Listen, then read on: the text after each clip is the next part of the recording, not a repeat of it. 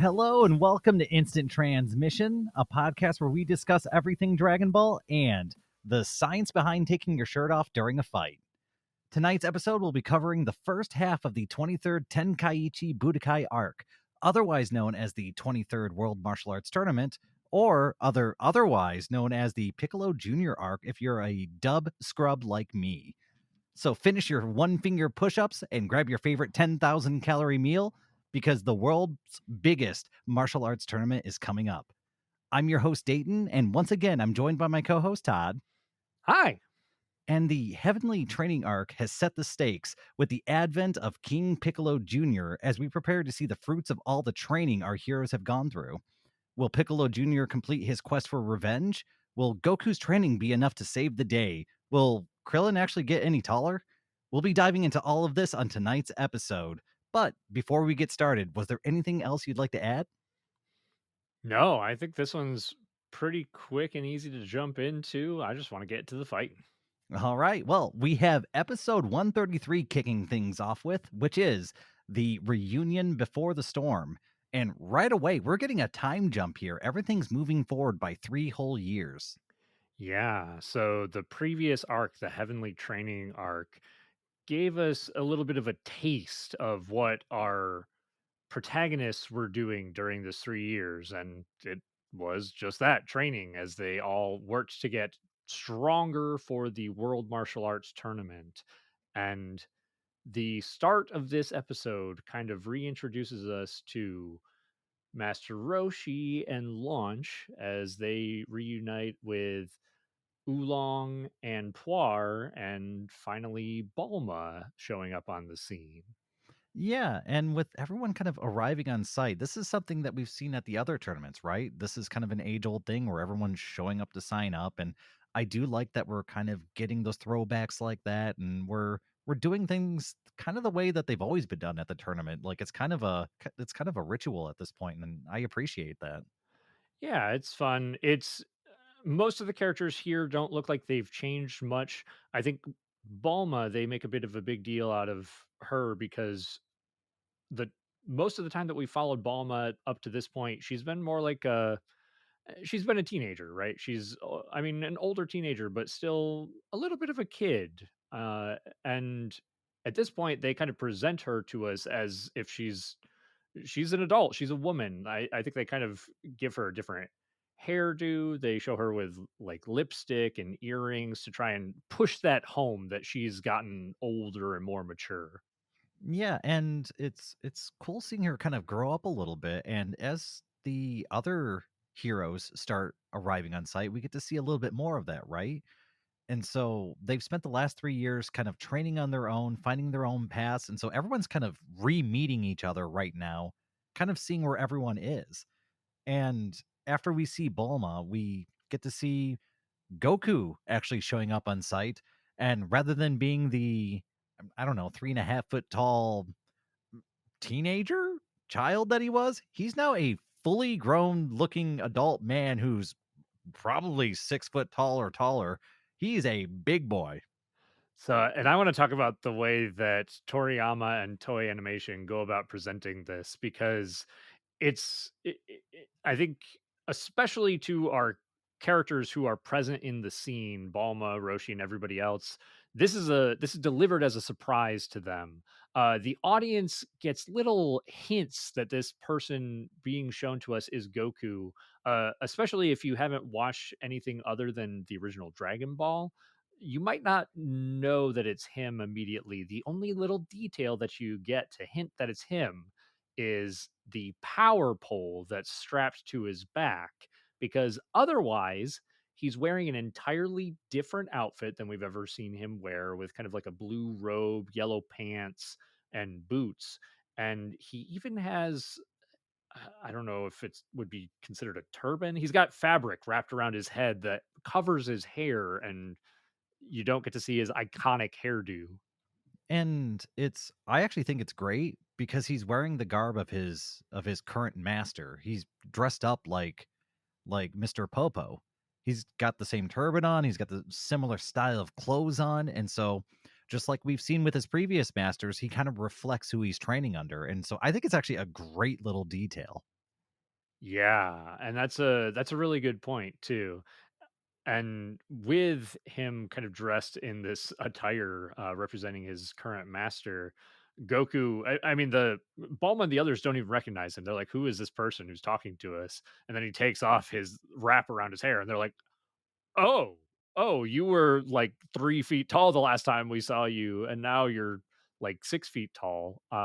And the other thing here that's interesting to me too is the dynamic, like the feeling of kid Goku, who is just innocent, silly, very ignorant to the world.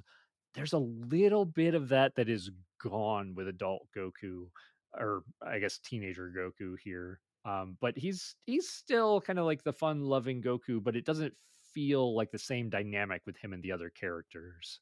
Yeah, it's a little less goofy, right? Like he does make a comment towards Balma about how he thinks her lips are bleeding because she has lipstick on. So it's that same, Goku's oblivious, but at the same time, Goku's been training on an island, 1,000 miles in the sky or whatever. So he hasn't really seen really anybody other than Popo and Kami for 3 years.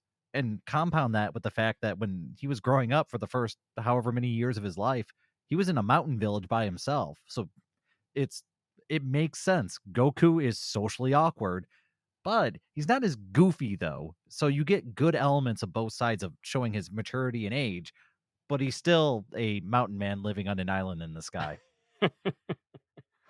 Yeah, which is it's fun. It's good character growth and progression.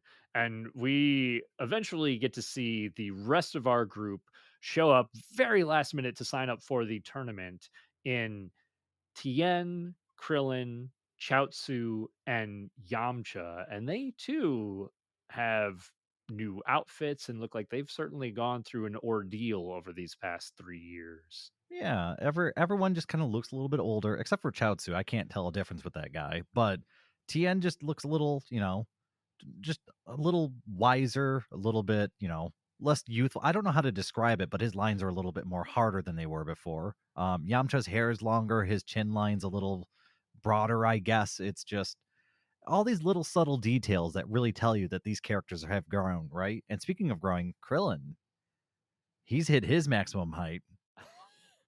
Yeah, that sweet 3-inch growth spurt that he went through. It's much better than what it was before, okay? I mean, it's funny because when Krillin and Goku meet, Krillin even makes a comment about how he's surprised how tall Goku was and how he figured he would always be the tall one. Yeah, this is a pretty good comment because Goku completely outshines him in the height department at this moment. And a lot of the characters, too. I mean, many of the characters in Dragon Ball are animated similarly, but many of them are expressing how handsome Goku is, which is kind of fun. We do also get a scene where Krillin actually gives Goku like a big heartfelt hug, thanking him for bringing him back to life. And it was one of those things where you forget that Krillin hasn't really seen Goku since that happened, right? And so it's kind of a big deal. It's a big reunion. As far as I think Krillin is concerned, Goku's almost like a brother to him.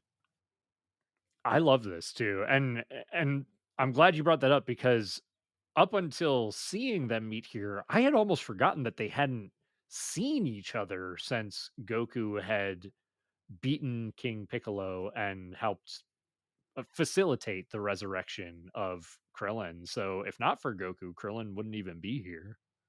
Yeah, it's a little attention to detail that I really appreciated. And, it's also building relationships between these characters because sometimes Dragon Ball I feel really struggles to show that connection or emotion between characters. So when it does happen, I like to point it out.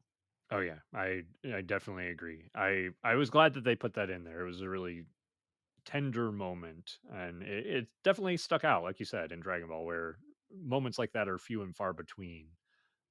But I think we kind of move forward as our protagonists get ready for the tournament and kind of make their way to a hotel where they can sleep for the night, kind of getting caught up.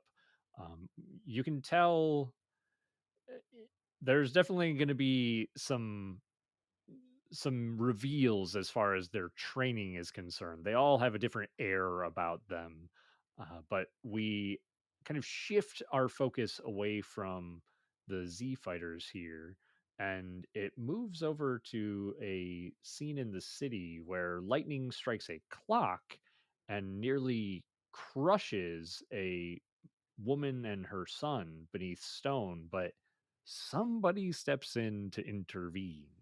Okay, so I've got mixed feelings about this because the person who steps in is King Piccolo Jr., who saves this child, which seems really out of place for what we know about Piccolo. And after saving them, he kind of brushes them off and like stomps on their stuff and then leaves to go stare through Goku's window while he sleeps. I don't know, man. I'm getting mixed vibes from this guy. I have so many mixed feelings about this scene because I agree with you in like your initial response to it. I don't understand why Piccolo in this moment would save this woman and this child. I like you said, he kind of blows them off after the fact. He we know that he kind of has this mindset of King Piccolo where he just kind of wants to defeat Goku and take over the world, and he doesn't care about people or humans, and he's just kind of an evil bad guy. But I almost wonder if this is just like a brief little hint into his psyche and into the future that is going to be Piccolo and his kind of redemption arc. Yeah, that's the only thing I can think of is that maybe this Piccolo is not wholly evil, right? That's the only direction I can see it going. But at this point, all we know is that Piccolo is a little creepy, saves kids, but also doesn't like kids. Yeah, it's weird, but it also introduces us to adult Piccolo Jr. or whatever a 3-year-old Piccolo Jr. at this point would I mean, be. he's aged pretty quick. He looks like an adult to me. Yeah, and he I mean, he's the spitting image of King Piccolo. He's got like a younger looking face, but for anybody who's seen Dragon Ball Z, it's that same character design with the big white shoulder pads, the sort of white and purple turban, the purple gi. He's kind of a striking, intimidating figure at his probably close to 7 foot height. Yeah, and so we've kind of got all the characters kind of corralled and introduced, and we take all of them and we move on to the next scene where it's Yamcha, Tien, and Krillin and actually donning their classic orange geese that Master Roshi had them all training in, right? And so we kind of get all of them independently putting on the same training symbol. And Goku actually does the same thing. He's got that traditional gi, right? But there is one little detail here with Goku that I thought was just it was a casual comment, but I wish they would have dove more into it because he just mentions that his tail was removed so the moon could be restored. Huh. I wrote this down in my notes too because I want to know. We're Dayton and I right now are watching the dubbed version of Dragon Ball. I want to know if this is a dubism or not. I'm not sure, but I mean, I guess the justification here could be that maybe Kami said, "Hey, I can restore the moon, but I don't want to do it if you have your tail because I know you're going to turn into an uncontrollable monster and kill a bunch of people." So, I mean, much like he restored the Dragon Balls, even though he knew, well, he wasn't going to because he thought people were using them for ill intent. But Mhm. Goku changed his mind. So I feel like it could be a situation like that, and it does at least give us a reason for why the moon exists again in Dragon Ball Z with all of the monkey transformations there. Yeah, and I mean it feels like a dubism, so that's why I also had to bring it up, but I'm not sure about it. But I mean, hey, that's a cool casual thing to just drop with the homies during right before a big match, right? It's weird. It feels weird, but at least we've got a reason behind him not having a tail, I guess. But the last thing that happens before the end of this episode is we get to see Piccolo Jr. arriving at the tournament, and there's kind of some locking eyes happening and staring, but it's kind of the last little reveal before this episode comes to an end, Yeah, I think that pretty much takes us right into the next episode. which is episode 134, Troubles at the Tenkaichi Budokai. And we see Tien and Chaozu kind of catching on to what's happening. They think it's one of Piccolo's minions that survived, and they're kind of telepathically kind of talking to each other. And they ask Goku, and Goku just tells them not to tell the others. This is so weird to me. That is obviously a Piccolo. Why wouldn't you guys just be like, "Hey, this dude's here to kill us. Be on your guard." Yeah, I mean, it is a little bit weird. It feels kind of like Goku's trying not to alarm people or scare people. I mean, and then there's also the fact that Goku almost certainly wants to fight this guy and maybe wants to do it in the tournament specifically. And Hmm. so, with all of that in mind, I feel like it's Goku trying to like, hey, keep it down. We don't want any problems. We just want to fight in the tournament. Yeah, I sort of get it, but at the same time, I mean, gosh, it's freaking Piccolo. It looks just like him. It just really, and the fact that Krillin and Yamcha were just like, "Oh, who's that weird guy? Why are you guys looking at him?" It's like, how many weird guys that look like that have you seen? Like, come on, I don't know. That one was a little bit too far out there for me to believe. I can definitely feel you on that one. I mean, he's this is a stretch, but kind of like a Clark Kent sort of thing. Piccolo is wearing the turban, so you can't see his antenna. I mean, that's fair. That's fair. So you got me there. But anyway, it's not a big deal, but it just bothered me a little bit. But yeah, we do get for anyone who's seen beyond this any other Dragon Ball series, a pretty obvious recognizable woman arrive on scene that Goku does not recognize. And this woman is very upset with Goku, and Goku can't figure out why. And it's kind of hilarious going back and rewatching this, and it actually puts a lot of things into context. Different jokes with like a bridge and stuff like that, and even that Dragon Ball Legend that we had reviewed. Some of that stuff just all sort of makes sense now. I'm like, "Oh, this is how they okay." Yeah, for anybody who is unaware or doesn't remember, this is kind of Dayton's first foray into the original Dragon Ball as a whole, and so this is kind of connecting some of the pieces and the fiber of these relationships that is Goku and Chi-Chi's marriage later on. Spoilers, but this is how it all started. I mean, it's pretty funny, and it's watching Goku not recognize his future wife it's pretty funny in like a hindsight perspective. Actually, I think if I was watching it the first time, I might have recognized her myself. So I think I probably would have found it pretty funny too. Yeah, I mean, I don't know. She's got a very different character design than her child self, but it's got similarities and connecting points. So We do also see another character that we should recognize that's participating this year, and it's Nacho Libre Yajirobe is what I have here. that mask, man. He looks like he's a luchador getting ready for a match. Yes, so he's in full disguise, so none of the other fighters are aware that Yajirobe's entering this year, but he is at the tournament, and that's gonna matter a little later.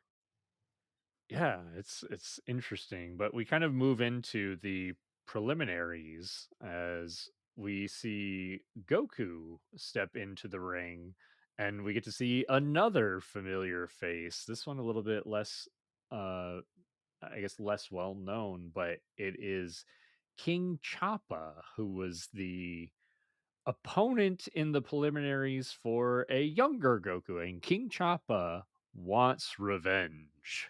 Yeah, he's got a chip on his shoulder, and that chip has Goku's name on it. And we get, I mean, King Choppa wasn't exactly a pushover the last time they had fought, but um, I'm gonna go ahead and just say it. This time around, Goku's a whole different animal, and this fight is over as quick as it started. King Choppa's pretty much dispatched instantly. I mean, Dragon Ball is frequently using other characters as measuring sticks. We've talked about it here before. King Choppa is a great one in this instance because, like you said, Dayton, he wasn't 100% a pushover in the last fight with Goku. He wasn't a match for Goku either. But in this instance, Goku just stands there and stares him down with no defense whatsoever. And as soon as King Choppa attacks, Goku vanishes, appears behind King Choppa, chops him in the neck, done. Yeah. So the fight is wrapped up. There's no posturing. There's no artificial drama. Thank you, Dragon Ball. I appreciate it. We got the measuring stick in there and we're moving on. And this kind of happens with all of our heroes. And we get to go through and we get to see Tien and Yamcha just kind of dispatching their opponents easily, just like Goku. But there's an exception this year, and that is Chaozu, who's actually defeated by his opponent. And we kind of get this big reveal that Chaozu's opponent was Mercenary Tao, and that's somebody who I did not expect to see at all at this point. Like, I thought he was long gone. I totally forgot about this. And so it was a bit of a surprise for me too, even having watched Dragon Ball. But this is a fun one, actually. It's interesting to see Tao back. He's no longer human entirely. He describes himself, at least in the dub, as a cyborg. You can tell he's got almost like these goggle like eyes and a metal head. And so he says he's here for revenge against both Goku and Tien, because for those who don't remember, Tien was actually a student of Mercenary Tao in the Crane School, and Tien has since, in Tao's mind, forsaken the Crane's school and has moved on to the Turtle School. Yeah, and I mean, it's actually really interesting because at first I thought that maybe Tao got brought back from the wish that they had made or something. Like, I was trying to wrap my head around it. And they eventually reveal that they just had lots of money. And so you can just buy your way back into the game. I mean, this is kind of like if we jump way forward, this is kind of like a Frieza reference, right? Not a reference, but uh, it's very similar to when Frieza came back after getting blown up by a ki blast by Goku. Um, Tao came back the same sort of way with robot body. It's pretty fun. I mean, this precedent was set very early at this point. So, and I don't mind it. It's a cool face to see. Um, yeah, so I'm here for it. But we have Chaozu out of the fight. We have Mercenary Tao moving on, and that more or less wraps up that episode, which brings us into episode 135, The Eight Chosen People. And my notes are a little sparse here. It's mostly just the preliminary matches continuing. We get to see Piccolo and Tao just absolutely brutalizing every opponent they come across. Like, it's killing someone's illegal, but getting them very close to death, 100% legal. You can do that. Yeah, this is seeing the other side of Piccolo after having saved a couple of humans. He's borderline maiming slash killing people. And I mean, it's pretty fun. And I mean, part and parcel to their characters. So I love it. yeah, yeah. And as the preliminaries continue, we get to see Yajirobe participate in a match against what seems like a middle-aged man with, I mean, he's slim, he's got glasses, he looks like he should be filing somebody's taxes or something. But this old man manages to trip in the fight against Yajirobe, and then as he gets back up, headbutts Yajirobe in the chin, knocking him clean out of the fighting ring. And this old man knocks Yajirobe out of the tournament. Yeah, and when I saw this, I scratched my head. I've seen Goku and Yajirobe get into headbutting contests. It takes a lot to put Yajirobe on his butt. And on top of that, this old man's defeated multiple opponents at this point, right? Like this wasn't their first matchup. I don't know. Is it a bumbling idiot or is this somebody putting on a show? It was got my brain thinking a little bit, but it's also Yajirobe, so I'm only going to give him so much credit. He could be defeated like that. Yeah, Yajirobe's strong, but this old man seems like he's stronger, but something seems a little bit off about him. But the preliminaries kind of continue as we round things out, getting our 8 semifinalists, and the list looks like Tien, Mercenary Tao, Goku, Anonymous, which seems to be this woman that we've been seeing around, Krillin, Piccolo Jr., who is calling himself Ma Jr., and Yamcha, and then the last one is either Shen or Hero, I think, depending on the version of the show that you're watching. But I think do they call him Hero in the dub? Is that right? In the dub I've got, they call him Hero. Okay, then yeah, I think in the Japanese, I think they call him Shen, but we're gonna be calling him Hero. Yes, and yeah, so we have all of our pairings for the quarterfinals, and we get a couple kind of neat scenes after this where we get some catching up between Yamcha, Krillin, and Goku, where Goku goes to offer them sensu beans to make sure that they're full for the fights, and they all pull out their own sensu beans, and it's revealed that they've all been to Korin's tower. So that's kind of a, I don't know, a neat, I guess, storyline that they've all been a part of together, right? It's another level of camaraderie. It's a nice organic way to reveal that they went to Corins as well. I kind of like the way that they went about it.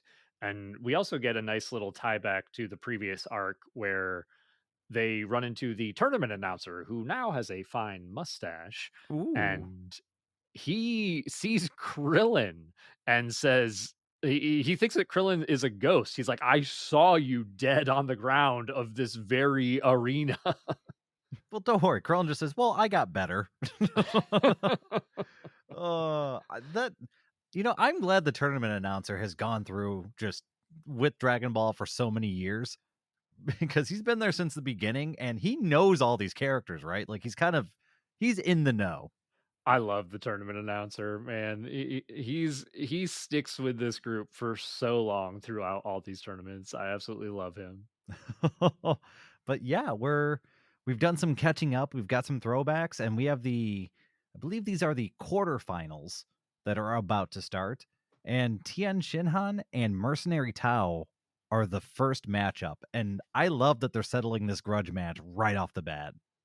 I like this a lot too. There's one little scene in here that I wanted to talk about briefly where Master Shen is coming up to Master Roshi to basically just talk trash, like, "Oh, Tao's going to beat the snot out of all of your students."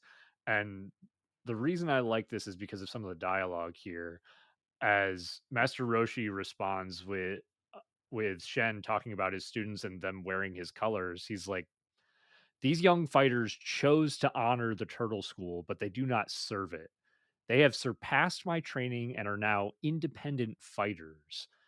And it's also fun here as a point of Goku's character development because Roshi, Krillin, and Yamcha all choose to engage with the trash talk with Master Shen of the Crane School, but Goku does not and even stops them from doing so.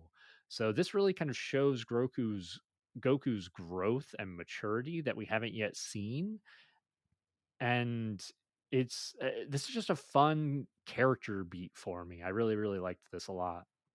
It is kind of neat. And I do like the comments from Master Roshi, but it's also this is kind of I guess the students kind of becoming adults, the kids kind of growing up. It's kind of the official, they're not kids anymore. And it really puts it into words where we've kind of seen it, but hearing Master Roshi say it is kind of a different beast because I mean, at this point, he probably would even admit that most of his students are probably more powerful than he is at this point. Yeah, I think there is a moment where he actually does say that in this arc even. But I think that mostly covers that episode, which kind of moves us into Episode 136, the Hitman Tao Pai Pai's counterattack. Yeah, I love that Tao Pai Pai. Um, so episode 136, we have Tien and Mercenary Tao kind of locked in a stare down as they enter the ring. And we get this kind of interesting moment where Mercenary Tao, he's been talking just all sorts of smack, telling Tien that he's going to lose and it's okay. He won't kill him yet. And as soon as like they're allowed to fight, the match is allowed to begin, Tao realizes that Tien's defense is perfect and there's no avenue of attack that he can take. And so the stare down sort of just continues for, I believe they say 10 minutes as they kind of sit there and figure each other out, which I think it's super fun just hearing him say that. And it also, this is another measuring stick, right? This is to show Tien's progress against Mercenary Tao. oh yeah, even to push that beat home, Yamcha says they're in a stalemate. Tien can't move, and Goku responds with, "It's Tao who can't move." So again, I mean, Goku has shown in while watching other fights that he can see things that other people can't, but here he's being so confident and putting all of that into words without he's just being very clear about the intent and showing his growth as a martial artist. Yeah, and it's not like Goku sat there and figured it out. It's just Goku is so well trained at this point that he can just see these things. It's like pointing at, the water and saying that's blue. That's what Goku's seeing right here. So he's got a whole different set of skills or what he can read than what everyone else has. He's watching a completely different fight. Yeah, this is cool. I like seeing this side of Goku, and the fight between Tien and Tao kind of almost initiates for the first time as Tao dives in at Tien. Tien, I mean, easily dodges the attacks. Tao's flying kick basically easily gets knocked back, and then Tien kind of asks Tao to stop. He's basically expressing like, "Hey, I don't want to hurt you, but I feel like I'm uh, I'm the superior fighter here. Like, we don't have to do this. You can just give up." Yeah, and we see Tien even says that he's willing to forgive Tao for what he did to Chaozu and more or less kind of call everything even. He's actually being, I guess you could say, the bigger man right now, right? Like he's showing forgiveness. He's really kind of emphasizing the opposite of the Crane School training. And we see that with Tao's response where he mistakens Tien's kindness for weakness and he says as much in words. Yeah, yeah, this is interesting. There's even a moment in here, we might have skipped past it, but where Master Shen is talking into Tien's mind again, talking trash and saying like Tao's gonna murder you and put you in the ground, and Tao uses that opportunity to attack Tien when he seems distracted. So, I mean, all of this is just showing it's giving us this narrative of the Crane School being dirty and underhanded, which is what Tien was a part of, and he himself acted in that way.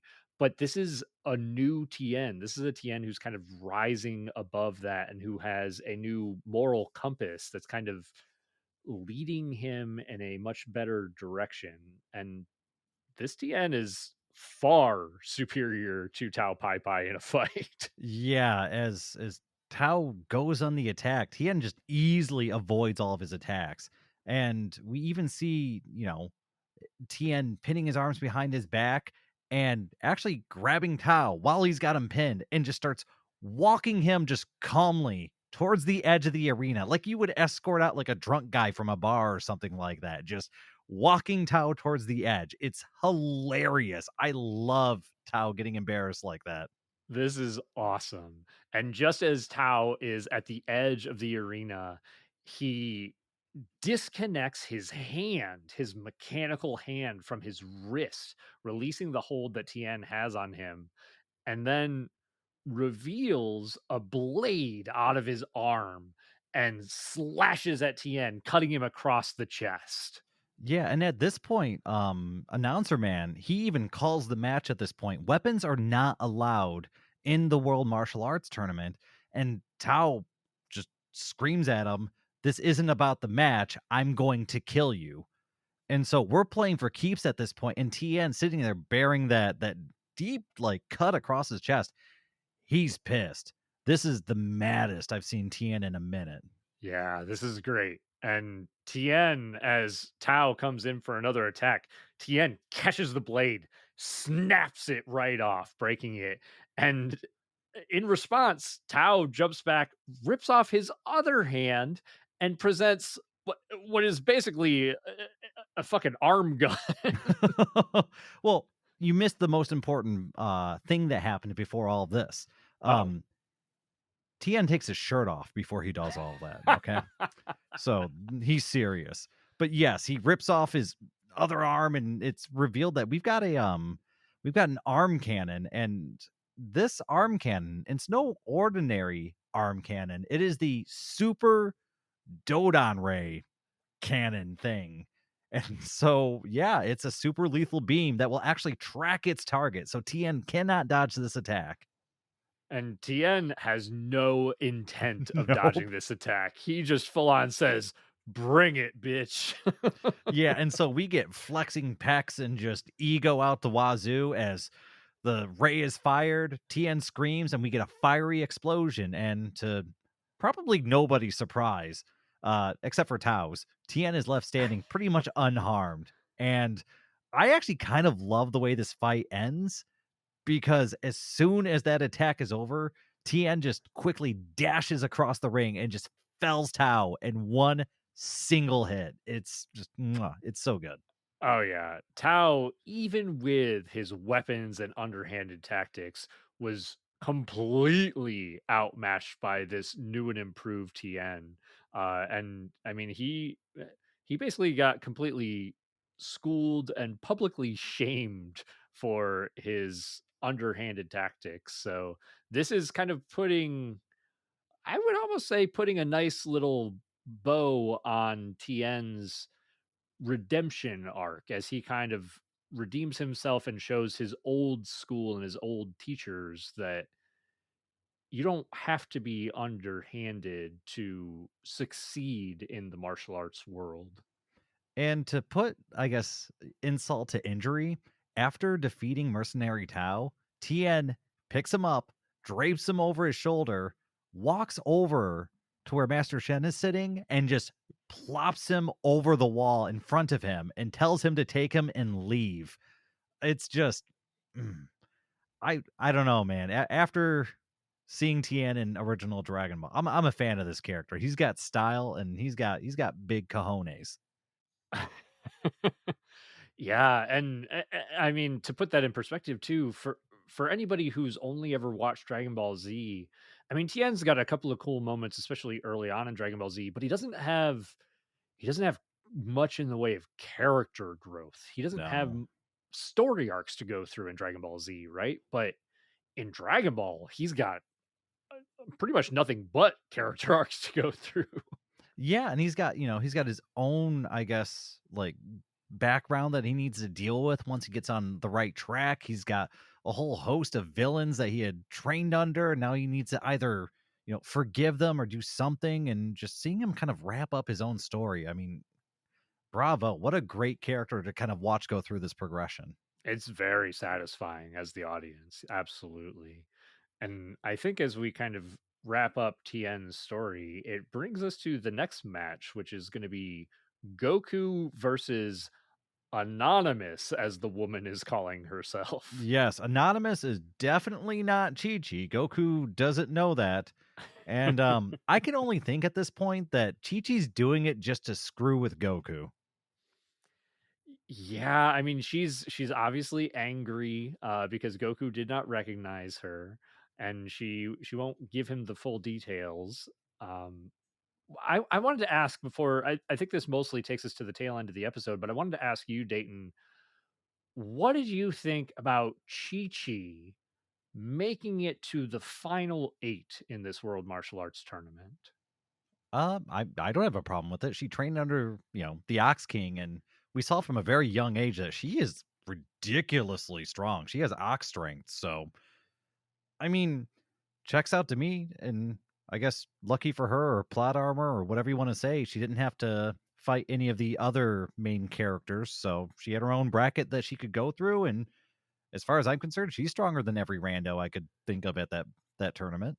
Yeah, that's definitely fair. I think and I'm glad they did this because I like seeing strong female characters in Dragon Ball because it's pretty few and far between, but for anybody who knows what happens to Chi-Chi in the future, it's kind of a bummer. She gets the mom card and she gets shafted pretty hard. So I wish they would have kept this Chi-Chi, who is a pretty badass fighter, to make it to the final 8 in the World Martial Arts Tournament, and that is not what we get in the future. No, she's a character written with one purpose, and admittedly, I feel like they kind of told us that from a very early point with this character, so it's disappointing, but at the same time, there are other characters who I feel like could have been badass female fighters that they just haven't taken the time to do. Yeah, they rectify it a little bit in Dragon Ball Super, but Dragon Ball has never been great with its female characters, No, no, no, unfortunately. no, no.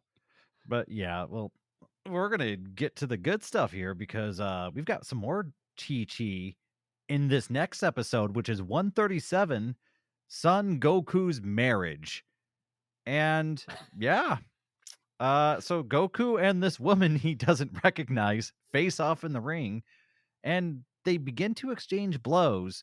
But as Goku continues to ask questions about her identity, she just keeps getting more and more and more angry. Yeah, and I took down a few pieces of the dialogue, if only because Goku is literally asking this woman, "Have I met you before?" And she's just screaming at him, "Of course you have!" And then she literally just goes on the offensive, starts attacking him, and Goku's just dodging. He's not even fighting back at this point. He's simply dodging and is like, he literally asks her, "What promise did I break?" Because she's like, "Oh, you broke a promise." And she finally, after like chasing him around the ring, she screams at him, "You promised to marry me." The funniest part about this episode is that if you go back, rewatch it, the animation during their fight is actually not that bad. A lot of the techniques are fully animated. We get to see full punches, blocks, and dodges. It's a really weird episode to be animated very well, but they did take the time to do it at least to some degree. It's choreographed. I'm glad. Yeah, it's fun to watch because it's fun to see Chi Chi as a fighter. It's fun to see her. I mean, she's fighting one of the strongest fucking people on the planet, so of course she's not winning the fight, but you can tell that she is definitely competent. Yeah, it's Goku, if anything, is having to keep his guard up. But at the same time, Goku's more focused on trying to figure out why she's mad rather than actually winning the fight. And Goku just continues to push the issue until yeah, he asks Krillin, "What does it mean to be a bride?" And I forgot about this, but Goku thought that that was some form of food, and they did mention it when he agreed at that point way back when he was a little kid, and they bring it all the way back around here. Goku still has no idea what he agreed to. And actually, you'd probably be able to say it a little bit better than me, but I like the way that this sort of plays out after this point. Yeah, I mean, I agree with you that this is a phenomenal circle back to Goku's childhood and the promise that he made to Chi-Chi. And I mean, the even in the middle of the fight, Chi-Chi says that I'll tell you my name if you beat me. And there's a brief little beat where everybody else is wondering like who is this girl? And Oolong is like, "Oh, I know who this girl is." Yeah, A- Oolong remembers women, I'm sure. oh, he's got his eyes on certain assets, that's for Yeah, he's a sure. pig. And so Goku's like, "Well, okay, if all I have to do is beat you to learn your name." He from across the ring punches into midair and with what can only be described as a wind punch or a key punch, knocks Chi Chi clean out of the ring into the brick wall, almost knocking her cleanly unconscious. Yeah, it's kind of a violent moment that I didn't expect to happen like that. I also feel like there's probably more delicate ways to go about doing something like that, but the fight's won. She's actually okay. She's a tough cookie. And she finally reveals her name to Goku, and Goku is just completely flabbergasted. He basically did not recognize her at all with how much older she's also gotten, right? Like she's taller, she's a woman at this point rather than a girl or a teenager. And yeah, Goku remembers his promise though, and he tells her that he thought a bride was something to eat, and we get to see Chi Chi kind of getting heartbroken. Yeah, this is again kind of another tender moment here where Chi-Chi's upset because she I mean clearly over all this time, all these years has kind of wanted to marry Goku and has still felt strongly for him. And Goku once more showing that this is no longer the young kid that we've been following this entire time because he goes up to Chi-Chi and kind of grasping onto her says, "Sometimes my brain doesn't know what my mouth is saying. Good thing my heart does. Will you marry me?" And just full on asks her to marry him right in that moment. And I mean, Chi-Chi's ecstatic. This is exactly what she wanted, and I mean, presumably, why she's even here fighting in the tournament. It's really great. It's kind of sweet and touching until I don't know, when you realize how little time they've actually spent together. I mean, everyone's super happy for them except for Krillin, who's reasonably showing concern over his friend's decisions, right? It's nuts, but you know what? Goku lives and dies by his guts, so it's you just got to go with it. And I very much agree with you. Like, there's a part of me that loves this tender moment and loves the way that Goku responds to Chi-Chi's despair and disappointment, and tries to correct the situation. But Goku and Chi-Chi haven't spent a lot of time together. I mean, Goku saying, "I know what my heart wants," is even a little bit of a weird thing to say here because he doesn't even know what being married is. He doesn't know he's never been in a romantic relationship.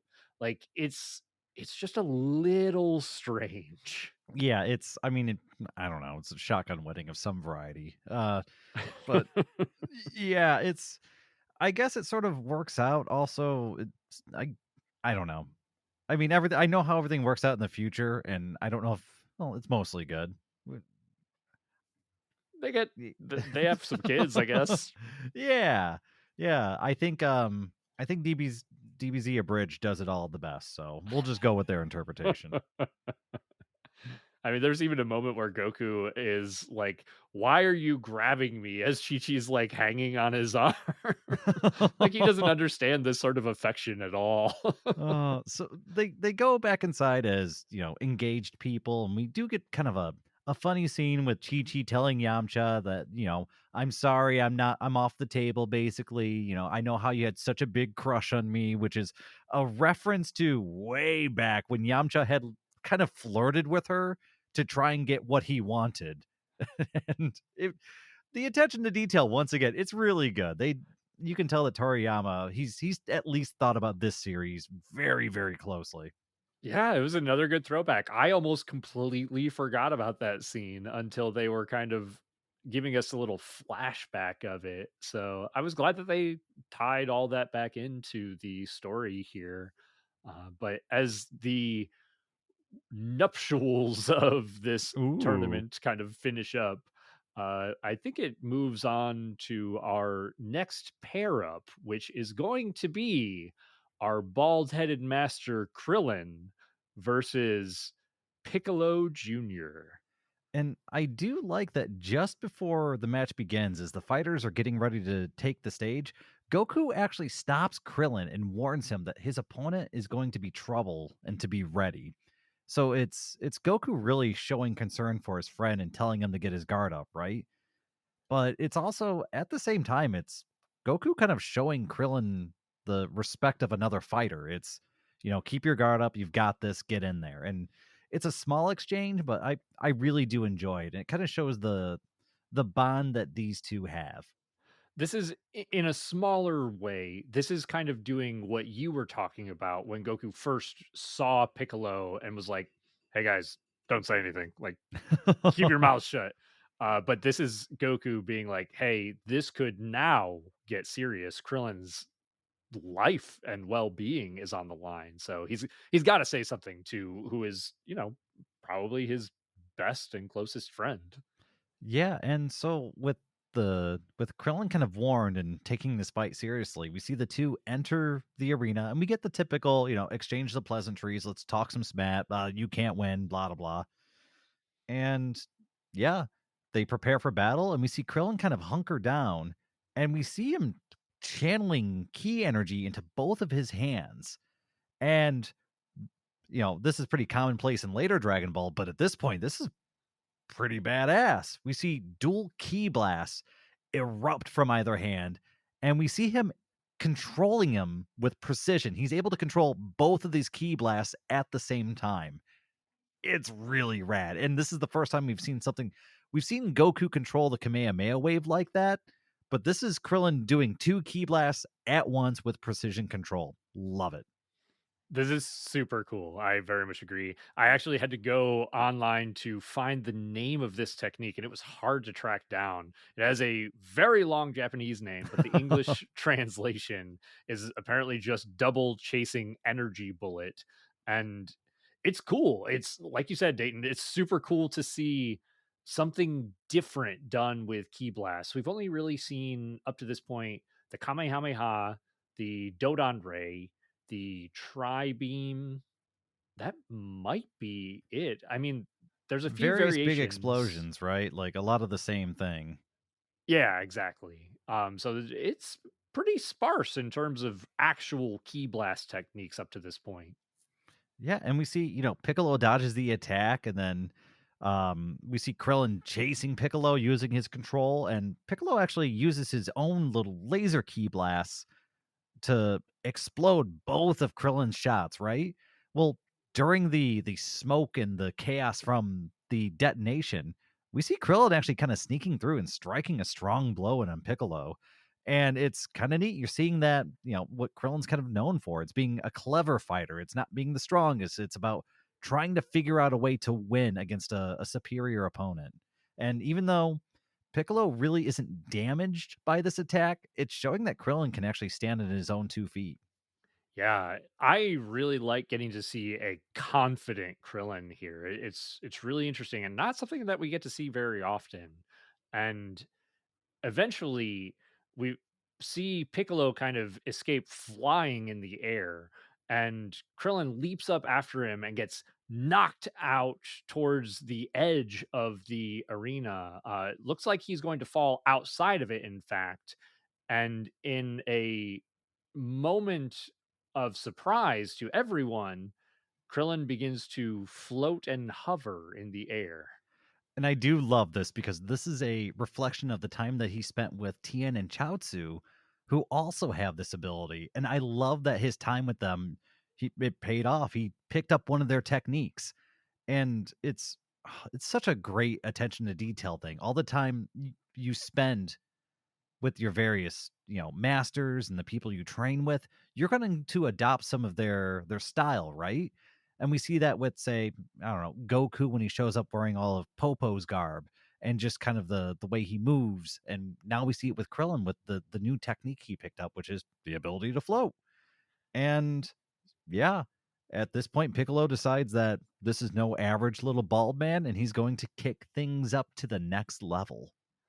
Yeah, man, this is a lot of fun as Piccolo decides he's going to power up here. This is I think we've had a couple of other little power-ups, but this feels like more which something we would see in Dragon Ball Z as we get some of the uh, he doesn't do so much of a extravagant yelling scene here, but this feels like it's kind of leading into our Dragon Ball Z power-ups.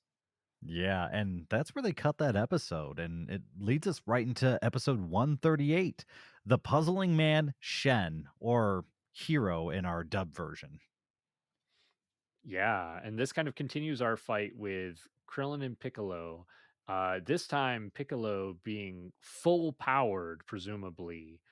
But he does, before continuing, offer Krillin a chance to withdraw from the match. But Krillin seems confident and tends to go on the offensive here. But he's only catching wind as he just kind of punches and kicks into Piccolo's cloak, who seems easily to be outpacing Krillin in this point. Yeah, and you can see Piccolo's laughing and just taunting Krillin basically with all these attacks that aren't actually hitting him. And we see after, I guess, quite a bit of this, Piccolo even throwing his cloak over Krillin is kind of an insult. Piccolo leaps back, and then after a little bit more posturing, we see, and we love this technique in the future, but this is the first time we've really seen it. We see the stretchy arms happen as Piccolo's arms reach clear across the arena, catching Krillin off guard, who dodges just a little bit too slowly, grabbing his leg and dragging Krillin back in for a vicious punch that sends him flying across the arena. This is awesome. I love the stretchy arms. I love getting to see it. We never got to see, I mean, King Piccolo never put off anything like that. So seeing it with Piccolo Jr. is a blast. But Krillin quickly rebounds from the attack, darting right back in towards Piccolo. Piccolo looks off guard, but manages to kick Krillin up into the air and then follows him up there, where Krillin is deciding this is my last chance. I got to pull something out real quick. And he starts to charge a Kamehameha as Piccolo gets ready to deliver a punch. And the Kamehameha blasts Piccolo right in the face, seemingly. Yeah, and we get that big fiery explosion. I will say I like rating Kamehameha waves when I remember. This one I like the use of it. I wish the animation would have been a little bit more over the top with it. This felt like, as far as animation quality, I give it like normal Key Blast level.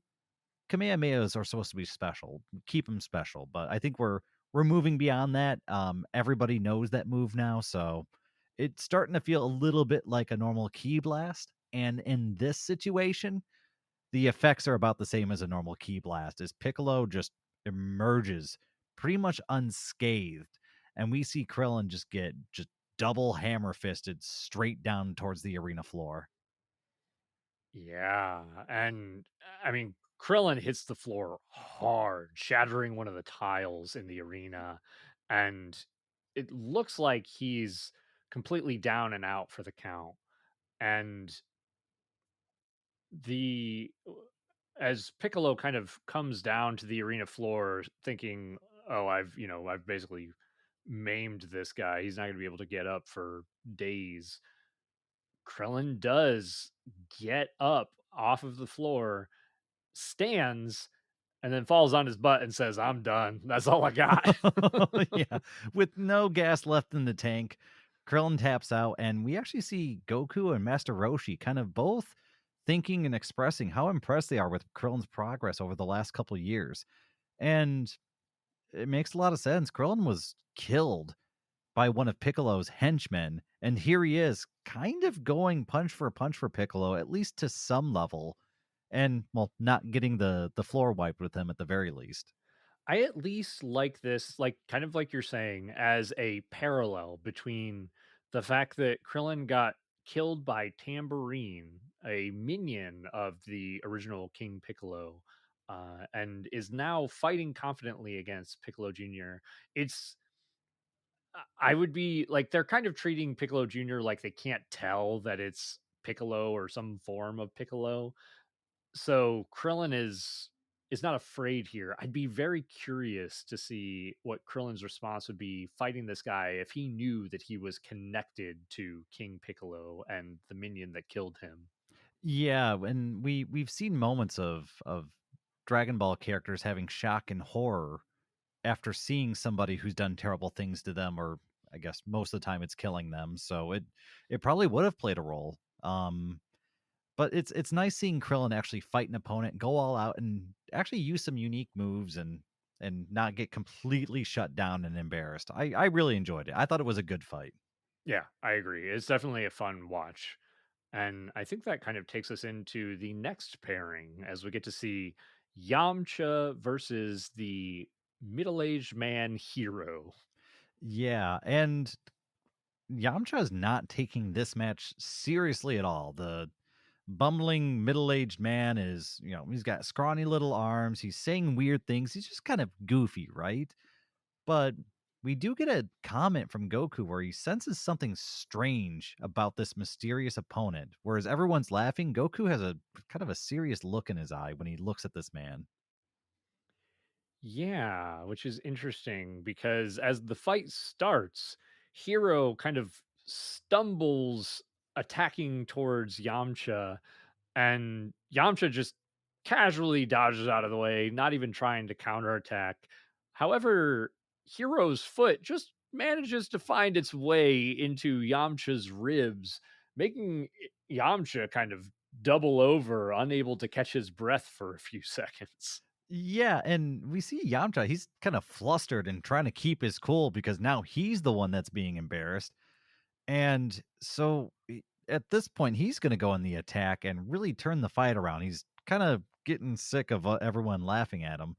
And we see Yamcha leap into the air with a devastating kick that should end the fight. But once again, this hero character seems to stumble at the exact right time, and Yamcha's crotch lands so pleasantly on Hero's noggin.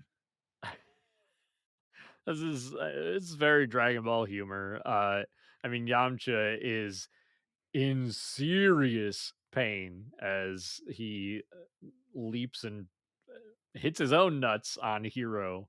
Um, this is kind of the moment where things start to turn as Hero's demeanor shifts a little bit, and he goes in for an actual attack on Yamcha, and Yamcha's kind of like, "Oh, oh, you actually are a competent fighter." And Hero's kind of telling him like, "You really shouldn't judge someone solely based on their appearance."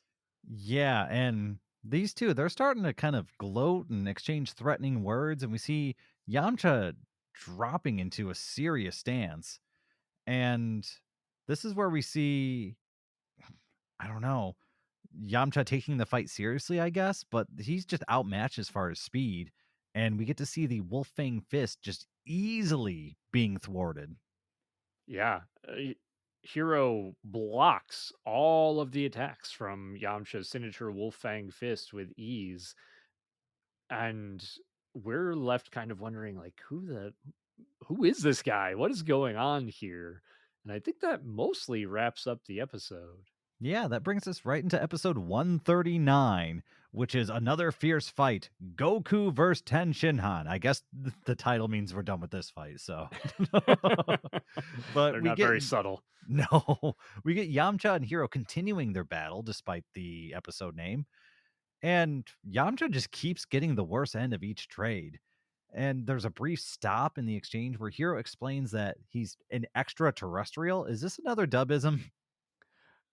I probably. I mean, yeah, he basically just says, "Hey, I'm an alien," which feels weird, right? Because I think we've even been told that. I mean, Demon King Piccolo is called a demon, and we know that he came from Well, we'll get to see the reveal here in a minute, but Yeah, so we hear that it's an extraterrestrial inhabiting a body, and I'm very confused. That's actually what my note says. I'm very confused. But yeah, Yamcha's not confused in that he thinks that this is just a distraction, right? This is just Hero trying to get into his head and throw his game off, and Yamcha is going to look through it and just kick everything up even another notch and begins focusing energy into his hand. And this is where we see a ball of ki appear, and this is the spirit ball attack, which is not the spirit bomb attack. That's different. those are easily confused, especially because especially the first spirit bomb looks very much like the spirit ball. But this is basically just a key ball that Yamcha flings at Hero.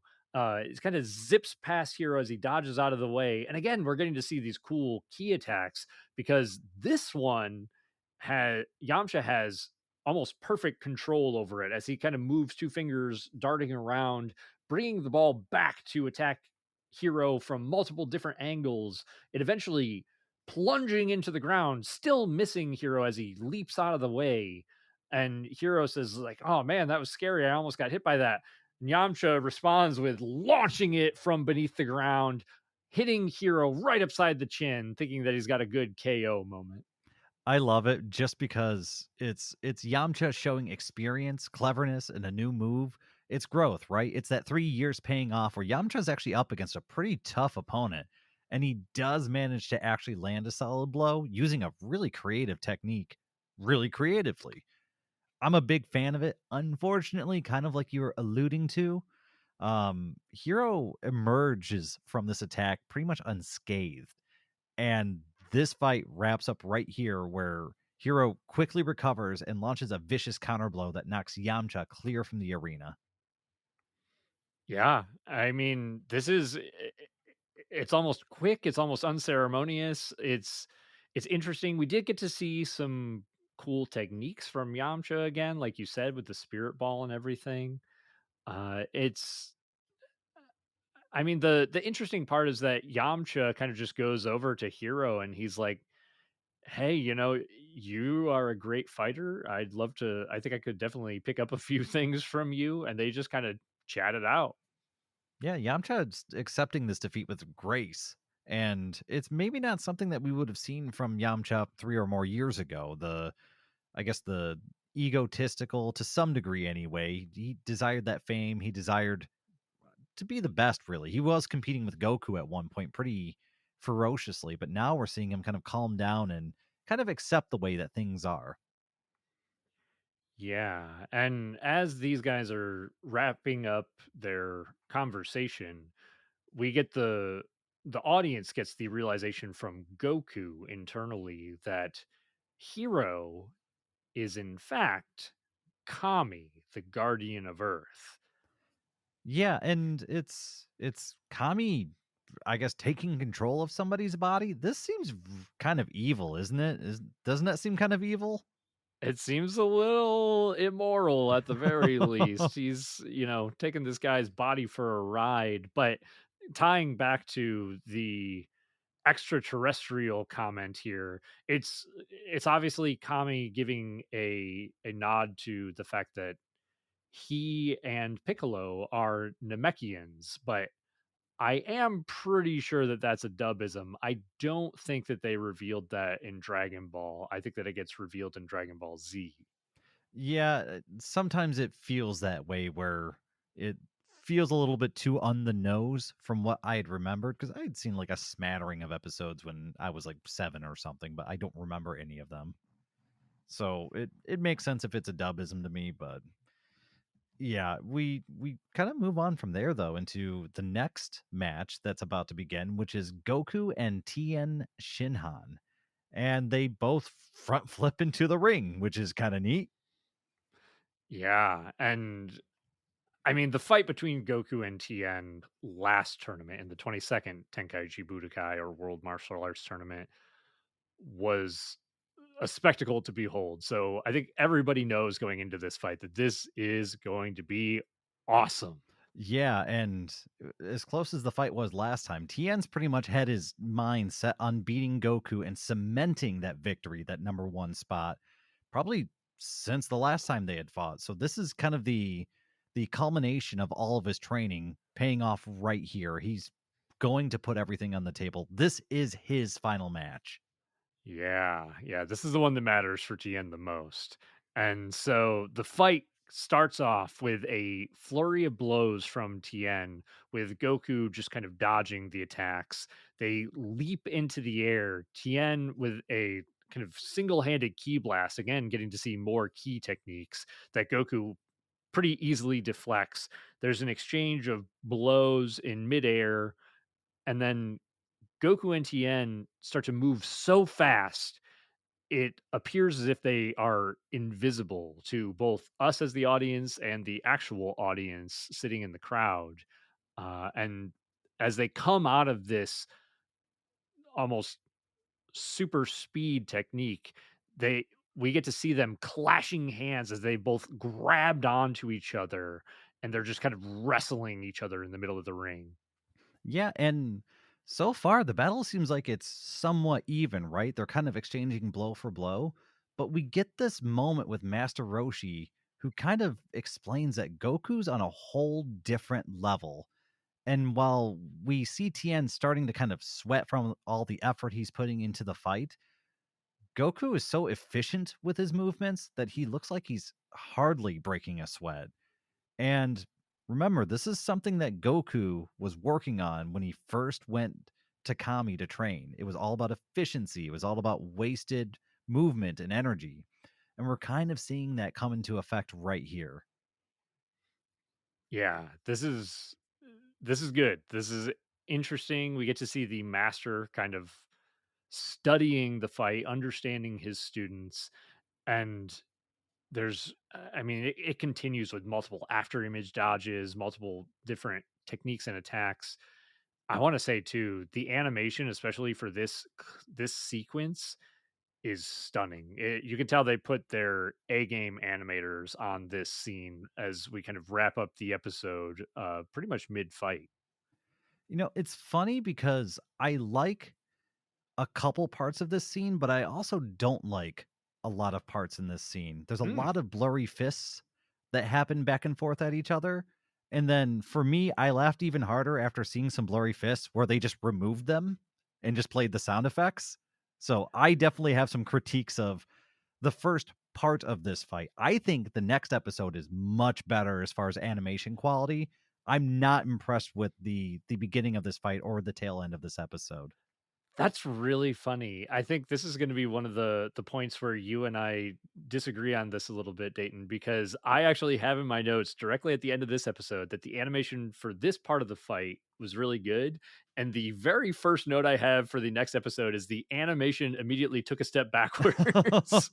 Yeah, I yeah, we're gonna disagree here because I don't know. I just laughed once. I was just like, well, there's a lot of blurry arms. Like, oh, they're just not even there. Okay, cool. And so I think there might be a little bit of both of us being right and wrong here, and Hmm. what I'm gonna put that or to put my finger on that, I think that I wasn't paying as much attention to the attacks and like the speed lines and the blurry fists. I was paying a little bit more attention to like how dynamic the shot looked and how their character models looked. And their character models at the end of this episode looked excellent. The character models in the start of the next episode, at least to me, I think Hmm. took a step backwards. They have a much more like the character models at the end of this episode are they look like first era Dragon Ball Z character models. They have much harder lines, sharper edges. And then in the next episode, it feels more like what we've kind of come to expect from Dragon Ball, where everything's a little Hmm. bit softer and rounder looking. And I I think do I just have a preference for the harder edges. Well, I do think that there were some stunning shots where there's pauses and you see them standing across from each other and the crowd in the background. And I do think that there are some picture moments. It's kind of like that one Dragon Ball picture that's kind of the poster picture for Dragon Ball, right? It kind of almost happens randomly in the show, but it's one of the most iconic pictures of Goku, right? And so I do feel like maybe there was some of that happening. I'm not saying the entire fight was bad, but I do feel like as far as choreography goes, I was not blown away at all by this one. Yeah, that's fair. I'll give you that for sure. Now, But time I for th- me to make my argument. yeah, go Episode for it. 140, True Strength. And we see the duel kind of continuing to rage on. And Goku delivers a headbutt to Tien's chest, and Tien delivers a headbutt to Goku's head. And there's some weird holding technique from Goku that looks like he's doing the wheelbarrow with Tien. I don't know. I'm having a good time at this point. Yeah, this is interesting. They kind of exchange grapple holds. They leap into the air. Goku gets knocked nearly out of bounds, and yeah, just kind of begins spinning rapidly to halt his momentum, which is interesting. Tien then kind of claims that he believes he's faster than Goku, and By the way, this Goku kind cracked of. me up. This cracked me up. Did Where you see what was coming here? where he talks about how fast he is and then runs to the other side of the arena and jumps into the air like a child. This is great. Oh, I died laughing. I thought it was so funny. I don't even care. I'm just like, you know what? As silly as this is, it's so silly it made me laugh. So I love it. Yeah, I think this is great. Can't catch me. I'm Um, too fast. so, with that in mind, Goku strips. Oh yeah, that's right. So we get Tien and his realm of speed in the air, and he catches Goku off guard, and Goku's sent just hurtling towards the arena. And with both fighters back in the arena, Tien seems like he has the upper hand at this point. Goku's actually been knocked back a couple times, and uh, after a brief pause, we see Tien just sweating and breathing heavily. Right? It's kind of like what we talked about earlier. Whereas even though Goku's kind of been beaten around, he's still in good shape.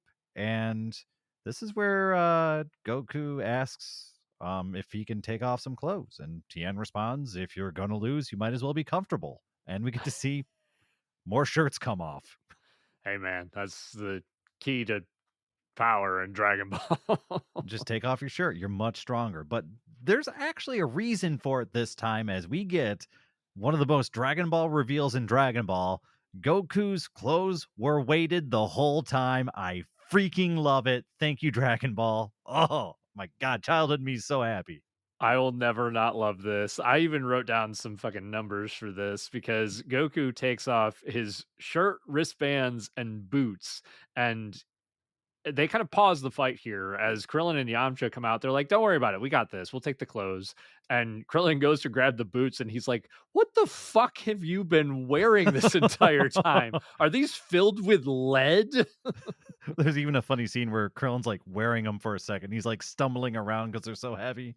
Yeah, and they say that the I had to do some math here because they say each boot weighs 20 kilos, which translates to 44 pounds per boot. Oh, And thank you for then putting it in American for me. hey man, we gotta Google that stuff to understand. And then they say that the shirt and wristbands together weigh about 100 kilos, which is 220 pounds. So Goku, who I believe has been described to have a similar build, but to described by Toriyama himself to have a similar build to Bruce Lee. So, which I mean, visually doesn't make much sense, but Goku is probably like, let's say 5'9", 170 pounds. Goku's wearing 264 pounds of weight.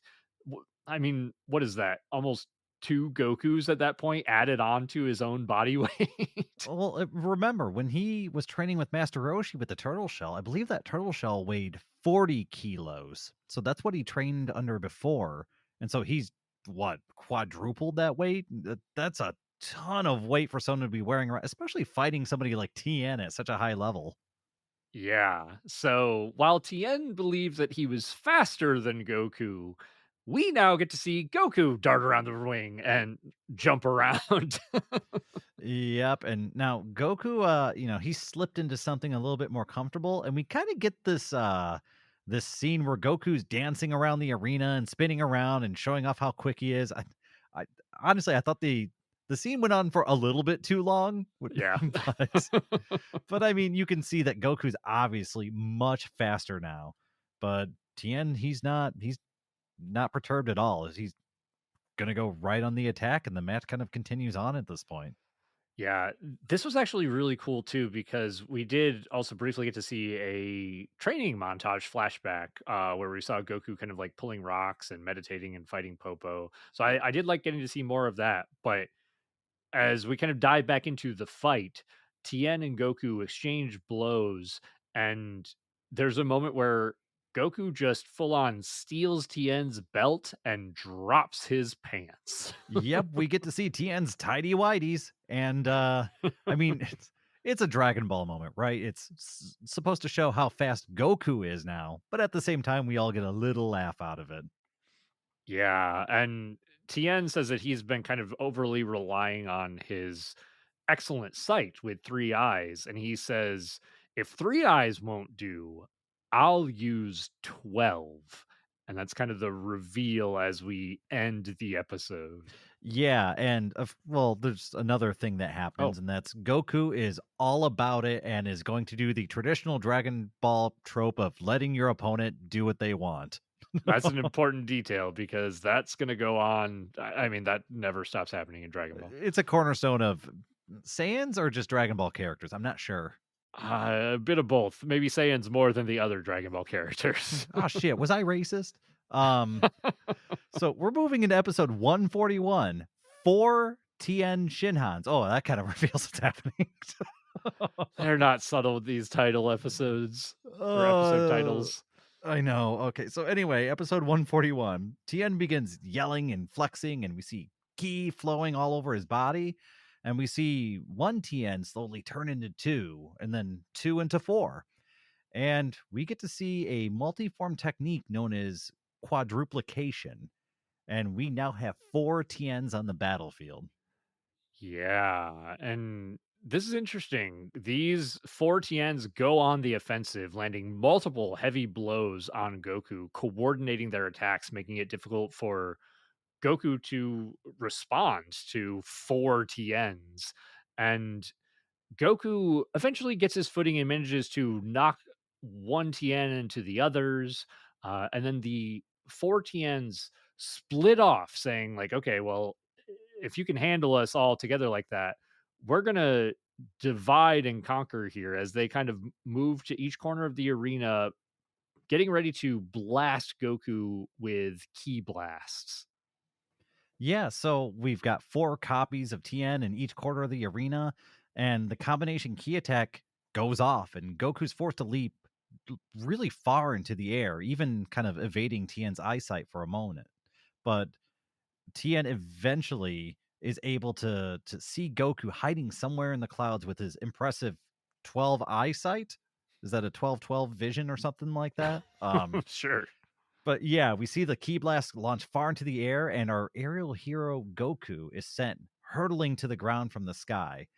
And right now, it's looking like TN is in a pretty dominant spot. Yeah. That is until Goku gets up seemingly as if nothing happened. He doesn't seem much worse for wear as he just kind of hops up and says, I think I see the weaknesses in your strategy now. Yeah, I mean, at this point, it really feels like Goku sandbagging, right? It's Goku, even when he was laying on the ground, supposedly unconscious, he was like scratching his foot and just kind of laying there and just this man is not even trying, and TN is putting everything out there.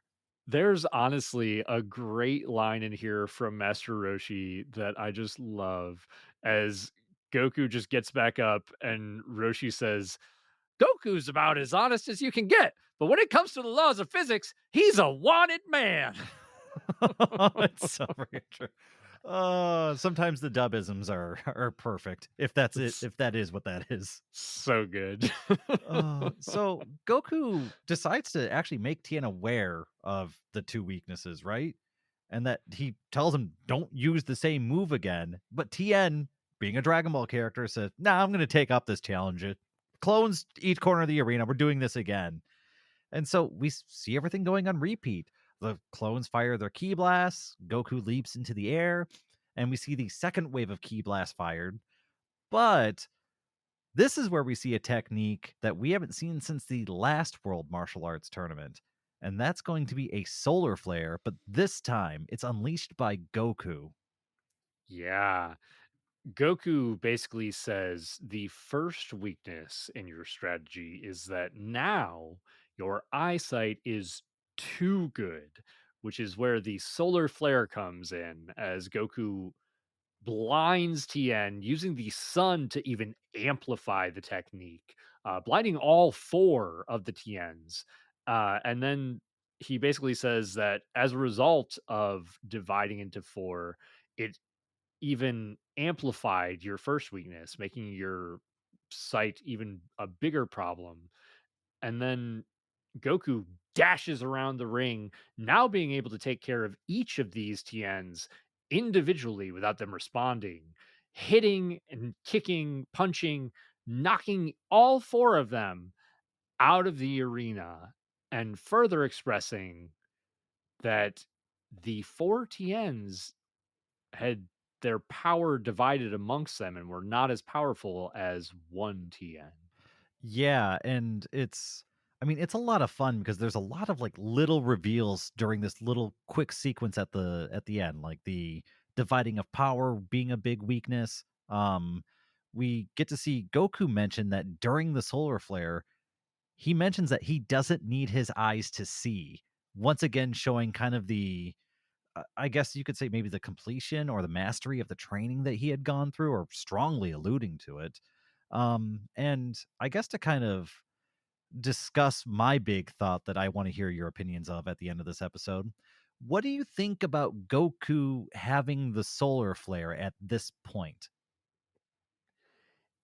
It's a good question. It's interesting, right? Because we're getting to see all of these characters reveal techniques that they've not used in the past, with Krillin and Yamcha having new Ki Blast attacks, and Krillin even pulling out the hovering or flying technique. At the very least, with Krillin, I mean, Krillin and Yamcha clearly started to understand ki and created their own ki attacks, even but they've practiced the Kamehameha, so they've got it. There's kind of a background in ki attacks. As far as Krillin getting the hovering technique, like you said, Dayton, Krillin spent time with Tien and Chaozu, who have that technique, and he clearly picked it up from them. The solar flare for Goku, I mean, the only other person that we've seen use the solar flare is Tien up to this point. Now, Goku did learn the Kamehameha by seeing it once. So, he also apparently learned the solar flare by seeing it once. See, that's kind of my thought, but we get to go on that journey with Goku where he's firing out little piddly Kamehamehas. He's kind of working on it throughout the show, right? He's already kind of figured it out the first time, but he's getting his mastery in. And with the solar flare, we don't get to see that progression. Also, he's been training with Kami this whole time. Was Kami teaching him the solar flare? Was he working on it? Like, I would have liked to have known a little bit about that, but I would have liked to have seen a move taught to him by Kami unveiled at this point rather than a move by TN at the last tournament. It felt a little off to me. I don't mind Goku knowing it, but I would have liked to have seen a stronger connection with his previous master versus this move that I saw my friend do at the last tournament I was at. I definitely agree with your points there. I think it would be fun to see Kami's instruction come out in Goku. We definitely, of course, like you've already mentioned, we get to see Popo's instruction come out in Goku's efficiency in his movements and not running out of breath or anything.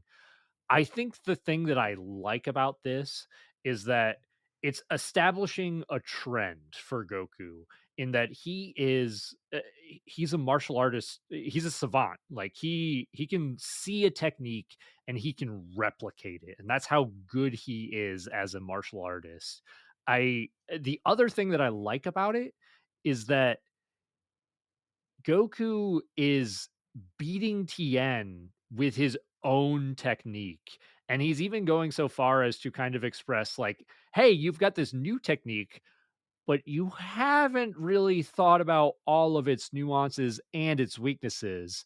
So I'm going to kind of feed that to you by using your own technique against you. So it has a few pros and cons for this moment, I think. Yeah, it's not the most egregious thing. Like, I'm not upset about it considering really what is the technique? It's a bright flashing light. It's honestly probably not the most complicated technique to try and work on your own. So I don't hate it. Actually, I don't mind it that much. I just would have preferred to see more of his results and his training and his unique path versus somebody else's technique. But I'm more or less fine with it. I was just there could this was an okay option, but I thought there could have been a great option. I agree with you. I could definitely see it being a better option. I think I'll be curious to hear your opinions as we kind of like move forward, Mhm. and see Goku's training in full as he kind of, because he's going to move on to the final round and we're going to get to see next who's going to be his opponent. I will say though, quick note, I love how crazy and weird all of Tien's techniques are and how outside of the box he is. It's never just a regular key blast. It's always like, "All right, I'm gonna grow 4 arms and just do all this weird stuff." I love he's so interesting in the series. I love seeing what he comes up with. That's a really good point. We'll go over the next episode, but I want to kind of touch on techniques as a whole as we finish up this part of the arc. Okay, so let's jump into the final episode of this arc, which is episode 142, which is stronger, God versus Demon King Piccolo. I said that weird. The formatting for these is not always the best. So So anyway, episode 142. We get a scene with Kami giving Goku kind of some real talk at the beginning of this one. And it felt really offbeat compared to everything that we had seen, especially considering that Kami is Goku's master. And we're getting this conversation about how Goku won't be able to defeat Piccolo Jr. due to his honor holding him back because if King Piccolo Jr. dies, Kami dies as well, and Goku can't go through with that. yeah. And so I actually really like this as a tie-in to what you were saying about Kami taking over this man's body, as Kami's not exactly what you would consider a perfectly moral character. He's got a little bit of gray in there and he's like, I don't have a perfectly moral compass. I'll kill this fucking guy if I want to. But you, Goku, because you won't want me to die, you're not going to put it your whole heart and soul into trying to kill this monster. Yeah, and Goku even is playing with Kami, emphasizing that there's got to be a way to win without killing him, that there's got to be a better path. It's I don't know, it's kind of a dark scene, I guess, in some way, especially since Kami is supposed to be like the defender of Earth. He's the epitome of good. And you have Goku who's trying to preserve life and find a way to save everybody, kind of at odds with each other. It's really fascinating. It's really good. I actually also like Kami expressing he wishes that Popo had never revealed the tidbit to Goku about Piccolo's death also resulting in Kami's death. And there's kind of the it kind of alludes to the fact that Popo clearly cares about Kami and doesn't want anything to happen to him, and that's probably why he told Goku about that. Yeah, so they as far as setting the table for stakes and how things are going to go, this little conversation is immensely impactful on everything that's about to unfold. So, as far as efficient writing goes, they get full marks on this one. I'm drawn in, I get the drama, I'm emotionally now attached to this because Goku has a stake in this and Kami's going to maybe do something messed up. I don't know what's going to happen. My eyeballs are glued to the screen at this point, which is a good thing because that match is about to begin between Hero or Kami versus Piccolo Jr. And I am so happy that these two got to get paired up in the order and everything that It's very well written. I love the way that this arc is written so far. Yes, this is excellent because Kami or God or the Earth's Guardian is going to get his chance to try to defeat the evil Piccolo Jr. before our protagonist Goku. And to start the match off between the two, Hero tells Piccolo his desire to rule the world is simplistic and that he was always the weaker half, and this throws Piccolo off his game. He gets angry. He's like, "Who the fuck are you?" Yeah, and you see that kind of his eyes go wide and he's no longer having fun because up to this point, Piccolo has been toying with people. He's been just knocking people around and brutalizing every opponent. And this opponent seems to be pushing Piccolo onto his back feet. And on top of that, knows more about him than he knows. Yeah, and this kind of turns into a battle where these two figures are flying in the air. Piccolo firing a key blast that destroys a giant chunk of the surroundings as Hero kind of dodges out of the way. And Hero eventually charges directly at Piccolo, which this little sequence I liked a lot because Hero dodges in, Piccolo chops across to meet the advance, and Hero uses either his flying ability or just key power to fully halt his momentum just short of the attack in order to deliver his own strike behind Piccolo's. So basically using his charge as a feint, stopping before the or right before the attack would have hit and then moving in behind it. It's beautifully done. Yeah, and man, this is a really fun, just well animated, good choreography. This is probably Dragon Ball at one of its best as far as just a fight goes, right? And this isn't even the final fight. So the fact that we've got this level of animation and care, man, I'm getting excited. Yeah, But I love this. we get kind of the fighting was kind of in the air, but with Piccolo knocked towards the arena floor, the fighting kind of commences and picks back up again at the ground level. But this is where Piccolo kind of figures out who his opponent actually is. And I believe they start having a conversation in Namekian at this point, if I'm not mistaken.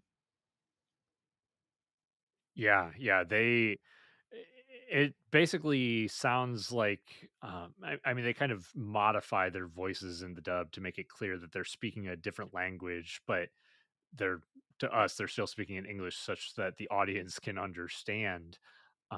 But they they talk about, they're basically expressing like, "Hey, I understand that you're Kami. What are you doing taking over that human's body?"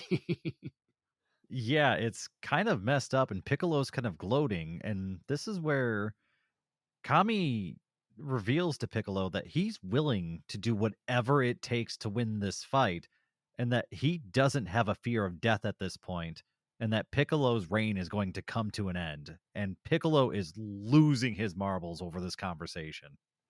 And also remember, Yeah. Piccolo is only like 3 or 4 years old at this point.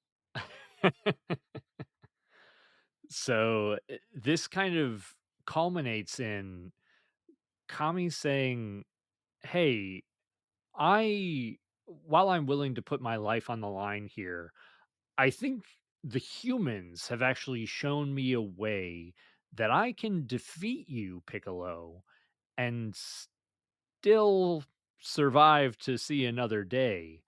And Kami pulls out a tiny little ceramic jar with a stopper on it and with a symbol or a demon seal on the front of it.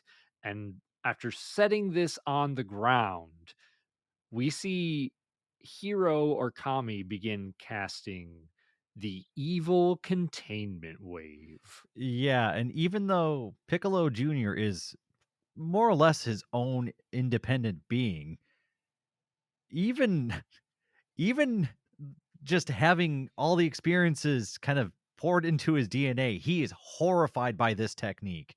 He remembers this technique through whatever process Namekians pass on memories through. And we see Something really interesting happened this time, though, is that Piccolo is kind of, in a weird way, ready for it. And Piccolo begins hijacking the evil containment wave, and we see it kind of going back towards Kami as he's being overpowered. Yeah, and he even goes so far as to call this the evil containment wave reverse, as he quite literally pushes this wave of ki back at Kami, and we get to see Kami's form begin to warp and shift as if it's being sucked into this container. But Kami releases Hero's physical body in order to not let this human get trapped in the bottle as well. However, Kami's body and essence still gets sucked into the bottle as Piccolo closes the bottle. And I don't have it in my notes, but if I remember right, he eats the bottle, doesn't he? He might eat the bottle. I actually don't remember if he eats it or not, but he ate the Dragon Balls before, so I wouldn't put it past him. But at this point, the match is over, and Kami is at this point pretty much defeated. And if I was reading the tea leaves right, Kami is probably far more powerful than Goku, or at least that's what was kind of alluded to. Like he was having Popo train Goku. Things are Yeah. looking bad, and Goku's face, it reflects that. Goku is not ready for what happened. Yeah, and I mean this isn't Dragon Ball Z Abridged, so the pecking order here is a little bit different where we kind of get the impression that Popo is beneath Kami in terms of uh, I mean in terms of rank, in terms of power, uh but we haven't quite gotten to see Goku unleash his full power. So we're not exactly sure what he's capable of, but Kami clearly didn't have confidence in Goku's ability to handle this version of Piccolo, and now Kami's out of the fight. So, while we don't really get to see the full resolution to this in this episode, and we're kind of cutting this part of our coverage of this arc here, we kind of it looks like the final round for this tournament is going to be Goku versus Piccolo Jr. Yeah, and I mean, I've got to say, as far as setting the table and getting me excited for the second half, oh my gosh, this was a really fun dozen or so episodes that we just went through. I Every world martial arts tournament has been absolutely fantastic, and so far, this one, I mean, they're hyping me up. We'll see if it pays off, but so far I've had a really fun watch. I loved seeing Yamcha and Krillin and Tien all showing off new moves. I love seeing Goku kind of mature a little bit, and he's exhibiting, I don't know, traits that you could say are somewhat of a master, right? Like he's able to calmly see through bad situations. He's able to read techniques and fighting ability of others like no one else really can. He's able to see things that no one else is able to see. And so everybody's kind of got their own different path of progression that they've all gone down. And we've got to see it all in full display. It's been a lot of fun. Yeah, I mean this is a completely different Goku. Like he still has some of the whimsy and charm of our young child Goku, but he's much more confident, much more capable and matured a little bit.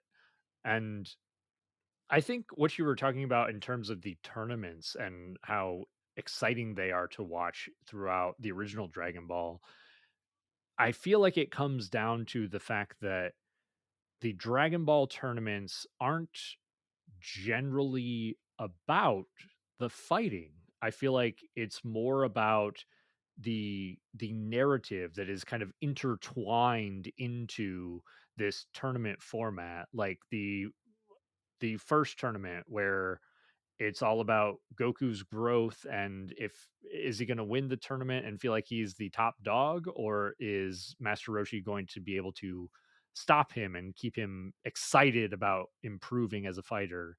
The next tournament where It's about kind of saving Tien as a person and showing him that the Crane School is kind of corrupt. And then this tournament where we've got the reincarnation of the Demon King Piccolo who wants revenge on Goku and also wants to prove himself and take over the world. So I mean, compare that to the tournaments that we get in Dragon Ball Super, where there's the narrative line through is pretty thin through most of those. I also do think that it's interesting because in the first 2 tournaments, Goku's goal was pretty much to win them, right? And at this tournament, his goal is to defeat Piccolo. I do think it's interesting that the previous 2 tournaments he lost, but he might win this tournament because if he loses, mankind is doomed, even though that's not necessarily his goal. So the one tournament he wasn't trying to win, he might actually end up winning. Yeah, and I mean, I think it's probably still important to him to win this tournament, at least on some level, but that's not the primary focus, right? I think is kind of what you're getting at is that Mhm. Piccolo and Piccolo's presence here is more important than winning the tournament. But it's kind of nice to win the tournament too. I mean, yeah, if you're gonna take it if it's there. Yeah, and I mean, we're at the tail end of Dragon Ball. We've got maybe 10 or 11 episodes left, and that's what we're going to cover in our next episode of Instant Transmission. But this is a perfect narrative through line once more of Goku took second place in the first tournament, took second place in the second tournament that he participated in.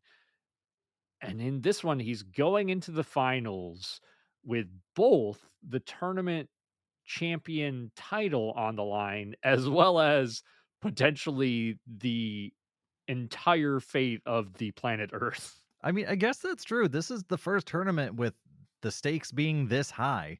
The previous ones, it was mostly pride. This is everything's on the line. You have to win this. You don't have a choice. Yeah, and he doesn't even have he has nobody to pick up the slack if he fails. I mean, you could maybe look to Tien, Yamcha, Krillin to kind of jump in there, but it's already been proven that they are not on Goku's level. Yeah, they've been put into the measuring stick category at this point. So if Goku can't do it, no one else that we know of is even near his level. I mean, Kami's gone at this point. It's uh, up to Mr. Popo to save the world. I want to see that fan fiction. I don't mind it. I don't hate it. I'm down for it. I did want to circle back to briefly about the technique conversation because throughout this arc in particular, we get to see a number of new techniques introduced with the chasing bullet that Krillin uses, the spirit ball that Yamcha uses, the multiform technique that Tien uses. Almost all of them bring a new technique to the table. Even Goku brings a new old technique to the table with the solar flare. It's Uh progress. yeah, it's something. But I I'm a little bit torn because I love that they're using new techniques. I love that key blasts are becoming new and diversified and more exciting and interesting. At the same time, especially once we get into Dragon Ball Z, even these like signature moves like the spirit ball and the chasing balls and all that, in the end, they kind of all come down to they're just different key blasts. And kind of like you said, Dayton, we've even seen Goku do some of the stuff that Krillin was doing with his ki blasts already and just Yeah. kind of like turn the Kamehameha in a different direction. I mean, to some degree, I don't mind some of the techniques kind of being left in the wind as they become, inefficient and you have better techniques that just, replace them. That's and part of it too is just showing the ingenuity of characters, right? Like this is a new technique I'm working on. Going to bring it out here and maybe that should have evolved into something more interesting after that. But I mean, you're right. A lot of these techniques just become the same blasts or beams or whatever or just completely discarded. I don't mind Krillin's double controllable key blast thing because he does eventually get the Destructo disc and he is able to control that. So there is, and that is a unique technique to him mostly. Yeah, and that's a good point. It does kind of lead into other techniques. He actually, I mean, even his later we'll see the scatter bullet technique from him, which gosh, I only think we get to see once, but is kind of a branch off of his double changing direction key blast. So it's, I mean, it's a bit of a mixed bag for me. I like to get to see the different techniques. I It'll be fun to see, I think the next fight and see the techniques that Piccolo and Goku kind of bring to the table here. Yeah, because these are the big boys at this point. This is the match we've all been waiting for. All the appetizers are gone. We're here for the main course. And Piccolo Jr. has already shown that his technique bag is a little bit different than, I guess, Piccolo Sr.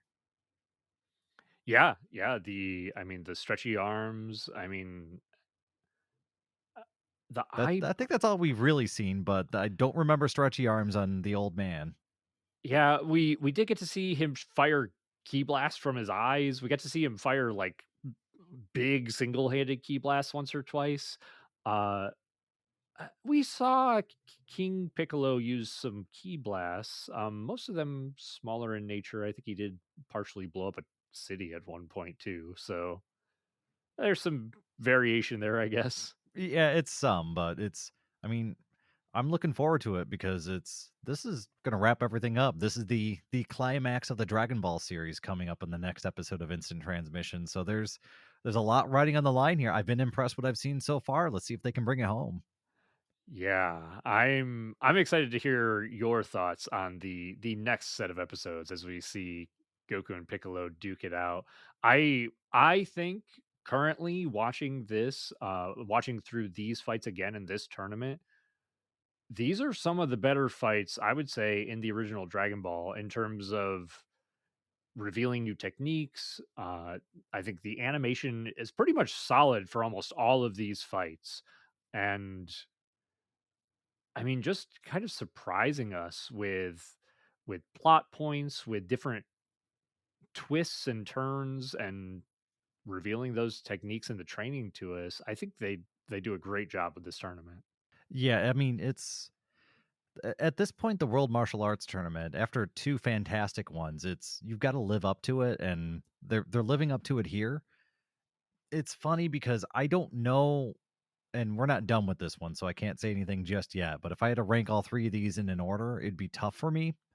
There's probably different fights that I would have to pick out of each tournament and say, I like this one for this reason better than this fight because different fights have had different emotional impact, right?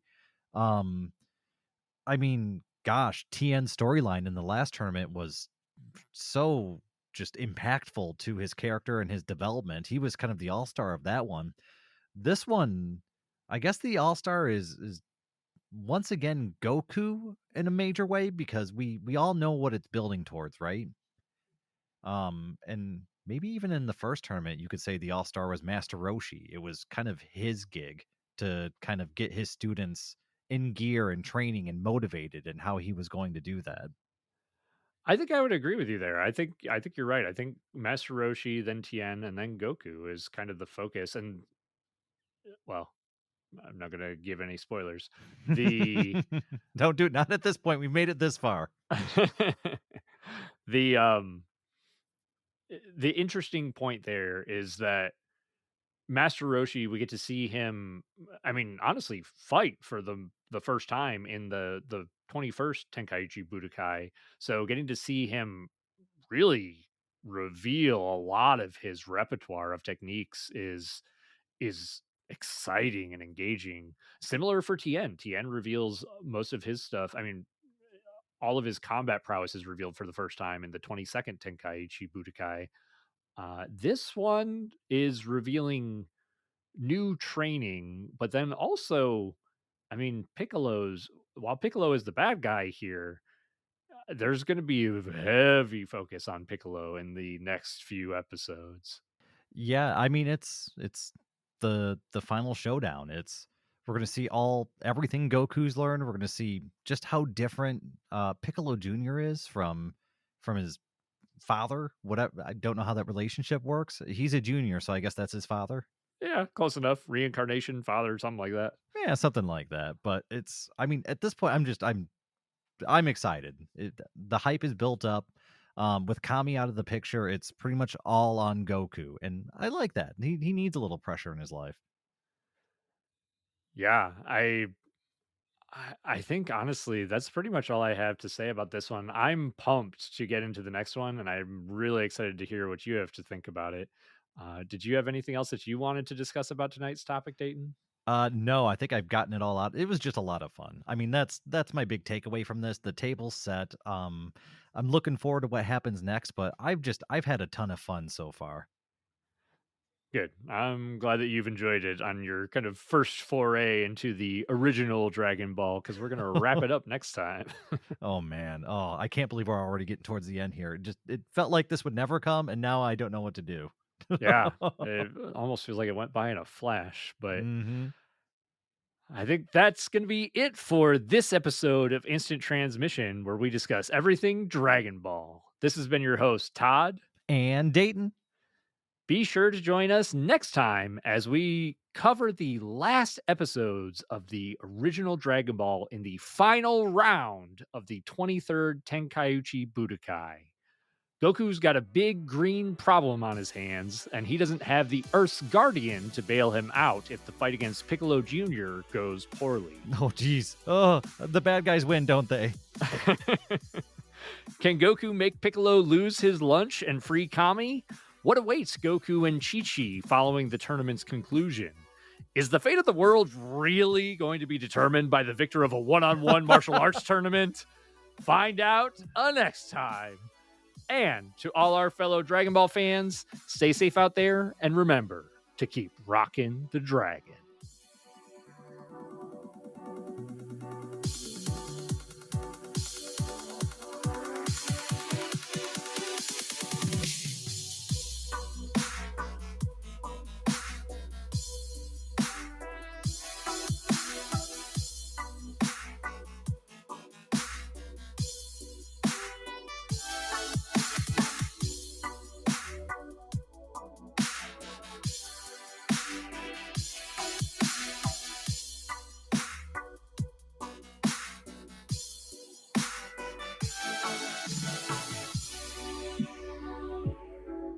I need to be careful about quoting a bridge from now Never change. on.